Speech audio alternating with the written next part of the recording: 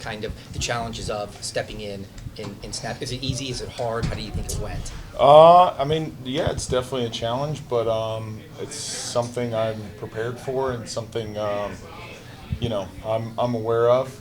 If something like last game, something were to happen to E, I know I'm next man up there, and got to rely on my snaps in this offense and experience of the scheme, kind of understanding things, even if maybe different look or whatever, just understanding my rules and being ready to go when necessary. Lucas, knowing for sure now that Eric's going to be out of the league 4 games, does that kind of help the process a little bit because you got to know exactly that you're going to be in firm? I mean, that's tough anytime anyone goes on IR. But those are decisions that are above my head, and however they unfold on Sundays is whatever the coaches think is best for the team, and whatever 5 that is, we'll be ready to roll.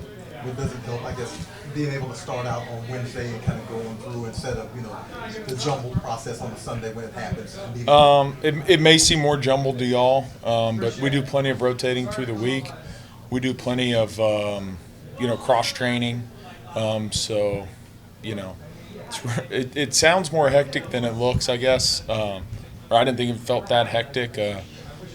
All camp, I had quite a few snaps before, and, there were days where played primarily center, and so kind of rely on that and just kind of move forward and, prepare these next 4 weeks. Of course, Eric won't be on the field, I guess, with the short-term IR designation or whatever that thing is now, but, we still prepare as if, because you never know what will happen and who will need to play where.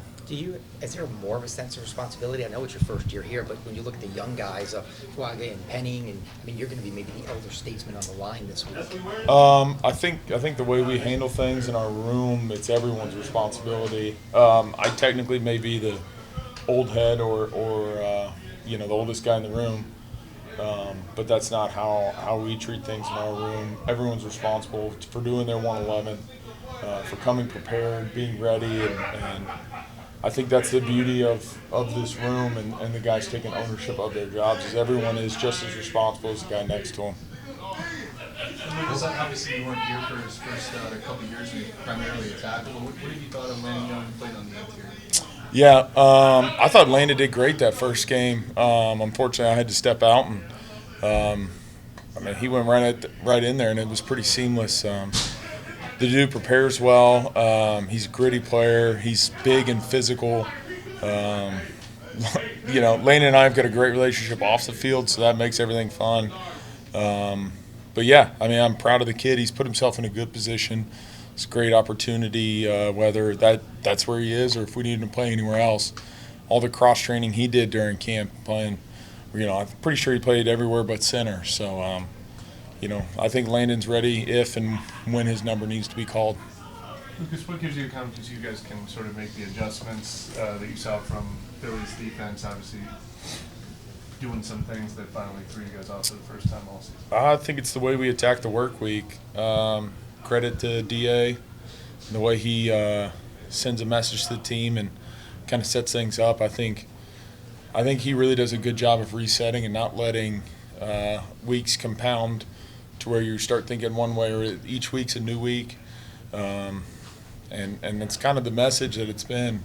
And I think the guys are holding pretty true to that. So, just gotta treat Atlanta as Atlanta, and take some things to learn from Philly. But this is a very good opponent. Their defense, they may have lost a guy or two from last year, but I'd say they added 2 or 3 good players there, and it's a well-coached front. It's a high-end secondary.